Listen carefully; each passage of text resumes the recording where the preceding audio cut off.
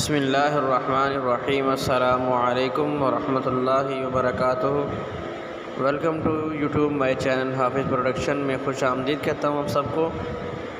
آج میں آپ کے سامنے ایک طب نبوی صلی اللہ علیہ وسلم لے کے حاضر ہوا ہوں۔ جن بھائیوں کے گردے کی بیماری کا بہت پرانا مسئلہ آ رہا ہے، ان کے لیے میں طب نبوی صلی اللہ علیہ وسلم لے کر حاضر ہوا ہوں۔